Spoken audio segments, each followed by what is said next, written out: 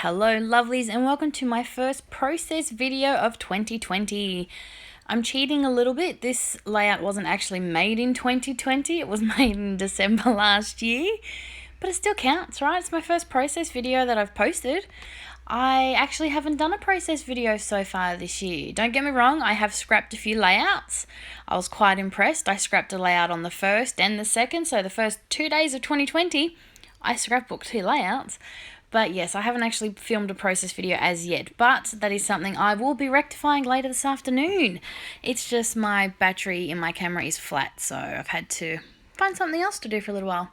So I thought I would finally voice over this video and share it with you.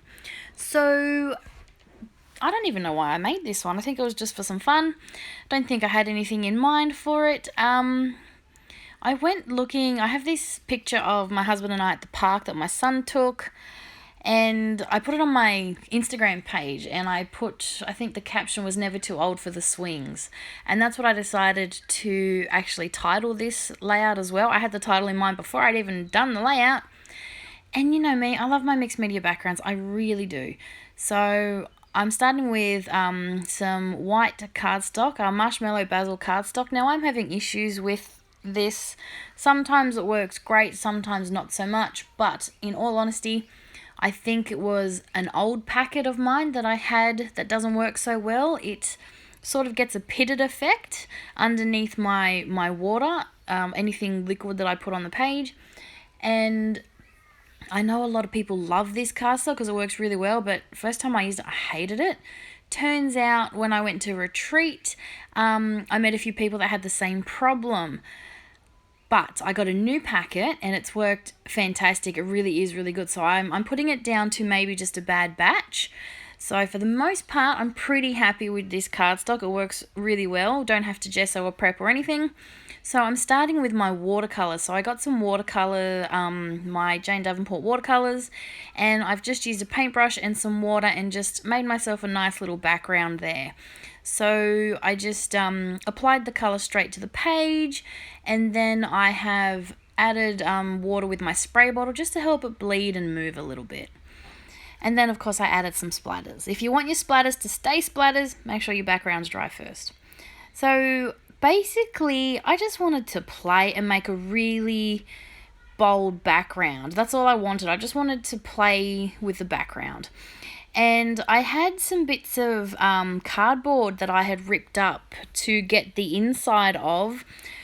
So you know how you've got like the layers in cardboard? And I ripped it open because I was using it on my gel plate.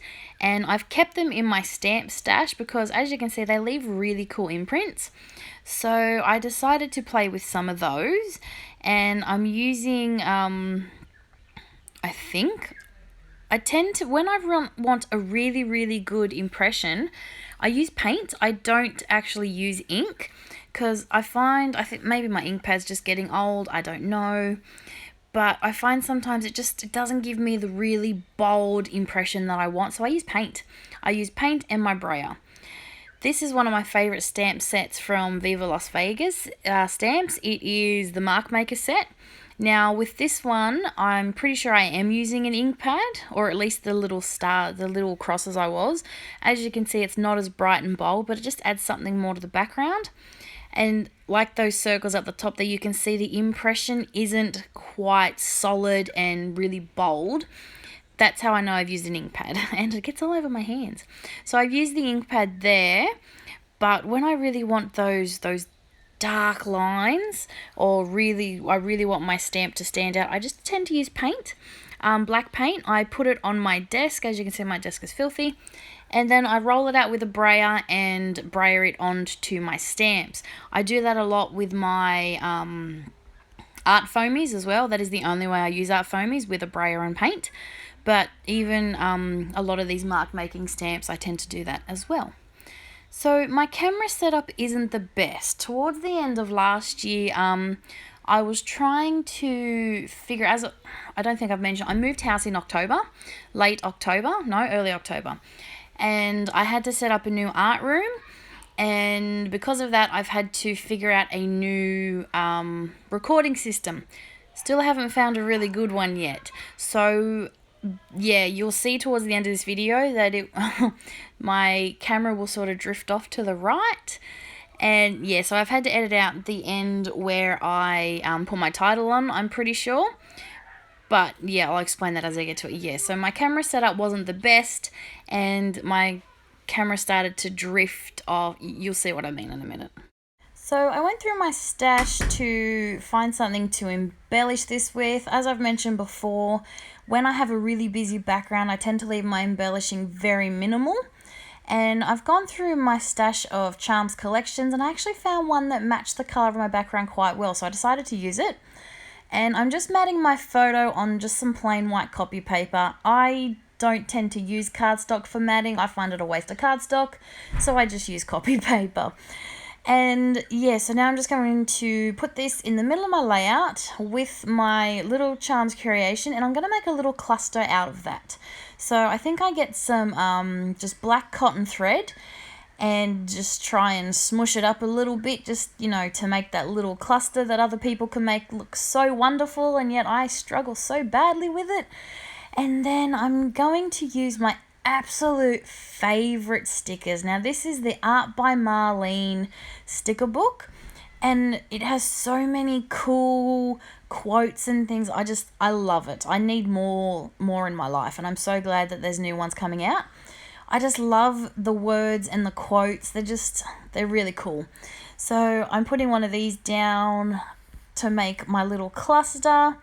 Like I've said, this is literally going to be all my embellishing, because my background is so busy, and also my title ends up being pretty big. I'm going to have to post a photo at the end of the video to show you, because you won't actually see me put my title on. Because of my tragic camera setup, you don't actually get to see me do my title.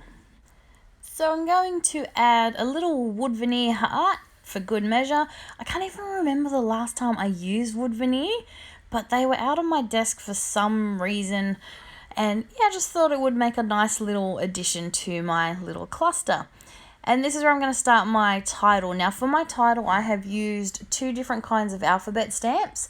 I have used my favourite big chunky wooden ones. You know how you get the wooden individual letters that you can use? I have 3 sets of those. I have an uppercase, a lowercase, and a really big set. So I use the big set because they're my favourite. And then I also have another set of my favourite alphabets. They're the only ones I use. I've never really been fond of alphabet stamps, but these 2 I love. So this is the wooden set.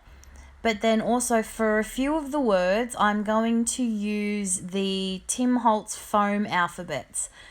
They are my favourite. I love them. I love that each letter is individually cut out of foam, so there's no background or anything.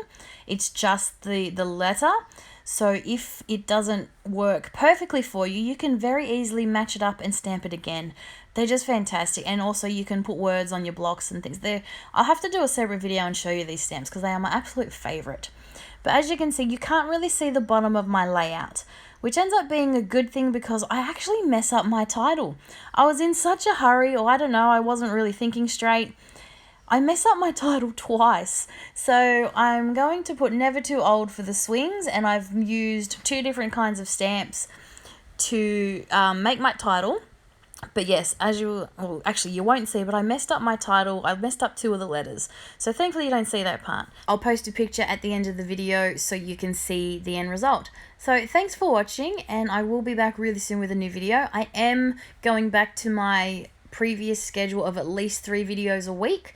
That is my goal for 2020, to create more and share more with you. So we will be going back to more regular videos. So thanks for watching, and I'll see you real soon. Bye for now.